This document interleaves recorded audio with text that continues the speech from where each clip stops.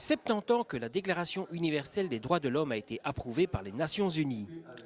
Un anniversaire fêté par Eno Senior au travers d'une conférence du directeur belge d'Amnesty International en présence d'étudiants qui l'ont toujours connu et n'y font peut-être plus trop attention. La Déclaration universelle tombe toujours à point. Si on s'en sert comme compas, comme boussole qui doit un peu guider notre analyse de ce qui se passe dans l'actualité et surtout guider nos décisions politiques. Il y a un apport extraordinaire de la Déclaration universelle que la Déclaration universelle a permis, c'est d'abord de créer ces pactes et conventions qui n'existaient pas avant et qui sont une manière de pouvoir mettre son nez dans les affaires des États. Et c'est ça qui les gêne aujourd'hui, et c'est ça qui gêne des gens comme notre ancien secrétaire d'État à la migration et à l'asile, c'est que justement il ait des obligations internationales, que ce ne soit pas lui qui décide des règles du jeu. La Déclaration universelle a permis justement de mettre en place un cadre juridique, qu'il s'agisse des pactes internationaux relatifs aux droits civils et politiques, relatifs aux droits économiques, sociaux, culturels, ou encore la Convention des droits de l'enfant, parce qu'on a pensé d'abord aux individus, d'abord aux êtres humains, en disant de quoi ont-ils besoin, comment faut-il faire en sorte qu'ils aient une vie digne.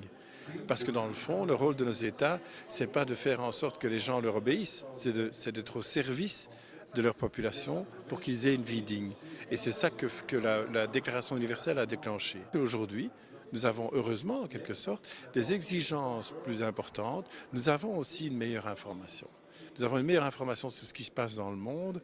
Il y a 17 conflits pour le moment en Afrique. Je ne dirais pas qu'on en parle tous les jours dans les médias, néanmoins, les images nous parviennent et avec les réseaux sociaux, on est informé en permanence. Donc on se rend mieux compte aujourd'hui de ce qui se passe dans le monde, ce qui ne veut pas dire pour autant que la situation est vraiment empirée par rapport à avant.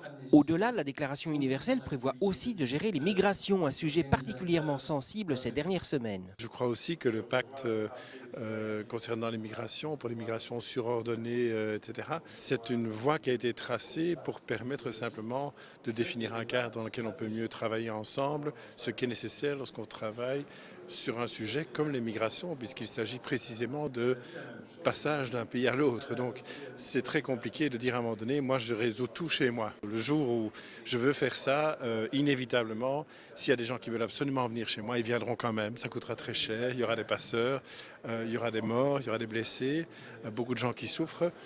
Donc il y a moyen d'organiser les choses de façon intelligente. Un peu de bonne volonté, d'intelligence et pas de populisme imbécile, c'est le plaidoyer de l'organisation non gouvernementale dans ce dossier comme dans des dizaines d'autres.